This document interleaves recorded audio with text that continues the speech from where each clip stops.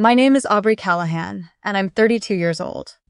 I work as a licensed structural engineer at a mid-sized firm in downtown Calgary, which sounds more impressive than it feels on a Tuesday morning when you're eating a granola bar over your keyboard and wondering if you remembered to pay your hydro bill. That's the version of me that existed on the day I ran into my former sister-in-law at the Chinook Centre food court. Not the version she'd built in her head, the one she'd been saving up words for. My marriage to her brother lasted 6 years. It ended 14 months ago quietly, in the way that some things end when there's no one left to fight over anything. No children, no shared debt except for a car we sold and split. The house had been in my name before we married, so it stayed with me, and I think that bothered her more than any other detail of the divorce. She'd always had opinions about what belonged to whom. Her name is Renata, and she's 2 years older than her brother, and she has the kind of energy that fills a room before she even walks into it. Not warmth, just volume. My ex-husband, Callum. No, wait, I need to stop there. I've been calling him that in my head for over a year, like he's a character in something I watched, rather than a man I shared a bathroom with. His name is not important to this story. He is not the point of this story. Renata is, because Renata is the one who saw me at the food court on a Wednesday afternoon in February, and Renata is the one who decided that was an opportunity. I was picking up sushi for myself and a coworker. I had my work badge clipped to my jacket, a rolled-up set of sight drawings tucked under one arm, and a coffee I'd already reheated twice sitting in my other hand. I wasn't thinking about her. I wasn't thinking about any of them. I'd had a good morning, a structural review that came back clean, a call from a client in Edmonton who wanted to discuss a new contract, and I was in that quiet, productive headspace that I'd spent most of the last year learning how to get back to. She was at the bubble tea counter 3 stalls down. I noticed her before she noticed me, that split second where you can still choose to look away, to suddenly become very interested in the napkin dispenser, to simply not exist for 30 more seconds until the moment passes.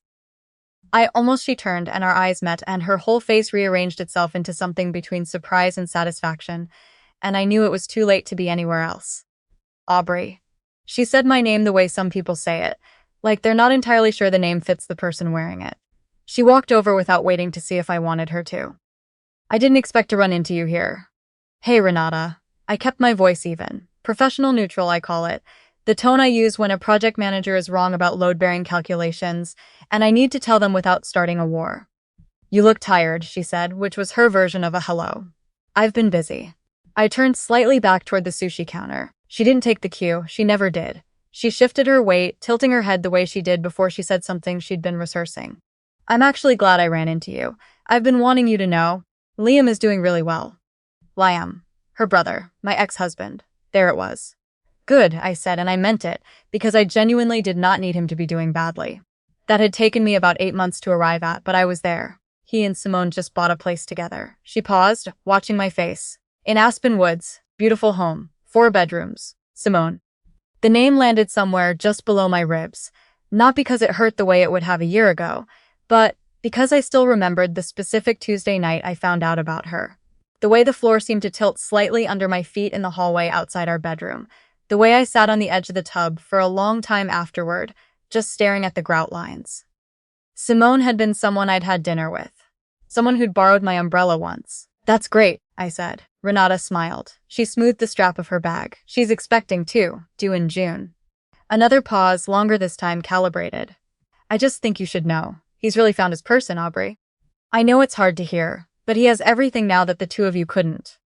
She paused like she was choosing her words carefully, which was a performance because Renata never chose her words carefully. Couldn't build together. There it was, the thing she'd been carrying since the day I filed the papers. Polished and ready, delivered in the food court of a mall on a Wednesday, with bubble tea in her hand like it was casual. I thought about Simone. I thought about Liam's mother, who'd called me twice after the divorce to apologize for things that weren't her fault.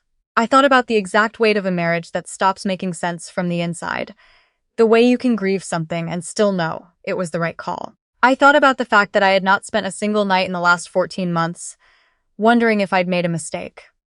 Not one. Is that what you believe? I said. She blinked. I'd given her the wrong reaction. Not tears, not silence, not the tight-lipped dignity she could interpret as wounded pride. She opened her mouth to follow up, to reach for the sharper version of what she'd just said. He has a real partner now, she pressed. A family on the way. I just think it's worth being honest that maybe you two wanted different things, and now he has what he actually wanted. I nodded once, the way I nod when someone from another department gives me feedback that I don't agree with but don't have time to address. You should get back to your tea before it gets watery, I said, reaching past her for my sushi order, which had just appeared at the counter. That was when I heard my name from across the food court. Not shouted, just said with enough certainty that it cut through the general noise of the lunch crowd. I turned, and there was Declan Marsh, walking toward me with the particular stride of a man who is used to rooms making space for him. Not arrogant, just settled, the way people move when they've been doing what they do for long enough that the ground feels solid beneath every step. He was in a suit, no tie, jacket unbuttoned, the kind of put together that reads as effortless because the effort was finished hours ago. He was my partner's managing director. Not partner like relationship partner.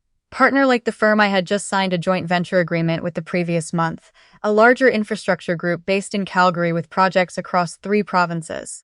I'd met Declan in a boardroom in October, gone through 4 rounds of due diligence with his team, and signed paperwork that represented the largest contract my firm had taken on in 7 years. He'd been at the same mall, apparently, for a lunch meeting that had run long. Renata's head turned toward him in the way that people's heads turn when someone with a certain kind of energy enters their radius. She watched him cross the food court toward us. I thought that was you, he said, reaching me, glancing at the rolled drawings under my arm. The Foothills site plans? Still going over the grading revision, I said.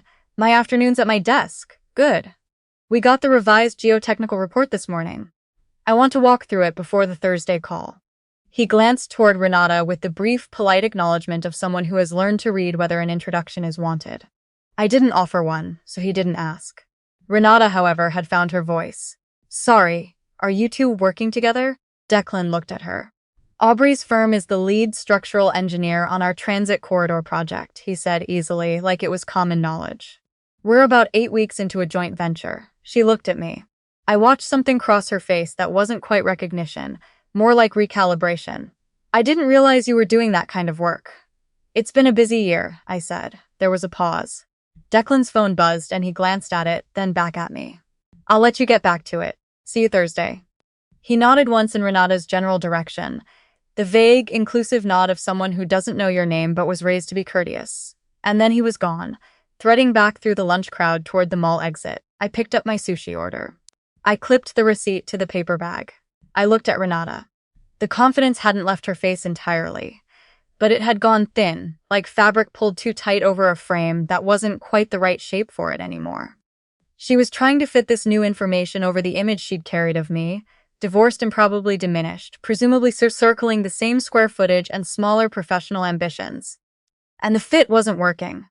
I didn't know, she said finally, though I wasn't sure what exactly she was referring to.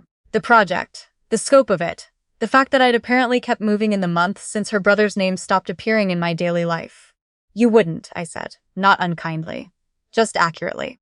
She opened her mouth again, and I could see her reaching for the thread she'd arrived with, the line about Liam having everything they couldn't build together. But it had lost its structural integrity somewhere between Declan saying transit corridor project and now, and she seemed to know it.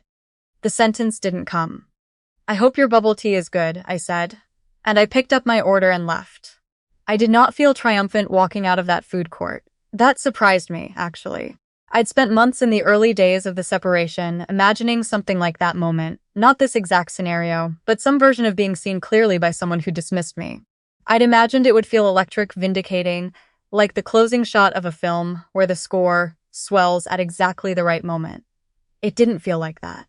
It felt quiet. It felt like the food court had continued on around us the whole time, and I was simply rejoining it. The smell of the teriyaki stand, the kid crying 2 tables over, the PA system making an announcement about a vehicle with its lights on in the parkade. It felt like my granola bar from this morning and the clean structural review in the Edmonton client and the grading revision waiting on my desk. It felt like my life, which was moving without me having to steer it particularly hard in any direction. I ate lunch at my desk. The sushi was good. My coworker stole the edamame before I had a chance to object. Thursday came. I walked through the geotechnical report with Declan's team on a video call, and the grading revision held up, and the Thursday call ran 15 minutes shorter than expected, which felt like a personal victory. My manager sent a one-line email afterward that said only "nice work today," and I read it 3 times because sometimes that's what success looks like, not the dramatic version, just the real one. I did not think about Renata for the rest of that week. I thought about her once on the weekend, briefly, the way you sometimes circle back to a song that was playing in the background of something. Not the main memory, just the texture around it. I wondered if she'd told her brother about running into me. I wondered if he'd asked about me, or if my name had simply come up in passing, attached to the information that I appeared to be doing fine, maybe finer than expected. I realized I didn't need to know the answer to that question to feel okay. That was new. Or maybe it wasn't new. Maybe I just hadn't tested it before. My engineer's brain tends toward structures. Load distribution, stress points, what happens when weight is shifted from one place to another. I'd been thinking about my marriage that way for a long time, in the years before it ended. Where the pressure was going, what was bearing weight it wasn't designed to bear, what would happen if a particular joint gave way. I'd stayed long past the point where any honest structural analysis would have flagged the thing as compromised, because I'd kept hoping the numbers would change. They didn't, but I did. There's something no one warns you about when a marriage ends, especially a marriage that ends without spectacular catastrophe. No affair discovered in a parking lot, no screaming match, no single moment you can point to later and say that was when it broke. When it ends quietly, with two people who've simply run out of ways to make each other make sense, there's a particular kind of grief that doesn't have a recognizable shape. People want to know whose fault it was. They want to assign the villain and the victim because that makes the story easier to hold. Renata had always needed that version. She'd needed me to be the reason, the absence, at the center of what her brother couldn't have. What she hadn't accounted for was the possibility that the story didn't require a villain. That sometimes a structure comes down not because anyone failed it, but because the design was wrong from the beginning, and both people involved in building it are still standing afterward, just in different places. Some buildings just aren't meant to last forever. The ones that are built right leave something useful behind. A foundation, a lesson in load bearing, an understanding of your own limits that you carry into the next thing you build. I think about that sometimes when I'm on a site. Calgary has been building at a pace that makes some of the older engineers I know shake their heads. New transit infrastructure, expanded residential corridors, structures going up in places that were empty field 5 years ago. I've worked on 3 projects in the last year that will still be standing when I'm 70, that people will walk across and drive through without thinking about the drawings that made them possible. That's the part of the job I love most. Not the visibility, the permanence, the knowledge that what you calculate correctly will hold. I've been dating someone for 4 months. His name is Gail, and he teaches mathematics at a university in the city, and he makes really excellent omelets and has strong opinions about hockey that I find more endearing than I expected to. He does not know all of the Renata story yet. He knows the outline, that I was married, that it ended, that I took a year to rebuild something that felt like mine. He asked once, early on, if I was over it, and I thought about the question seriously before I answered, which is not what most people do. I told him I was past it. That's different from over it. Over it implies something was conquered, defeated, left behind in a way that no longer exists. Past it means it's part of the road, one of the things in the rear view, real and done, and no longer where I'm looking. He nodded. He handed me coffee. We moved on. That's how I want to tell this story, actually.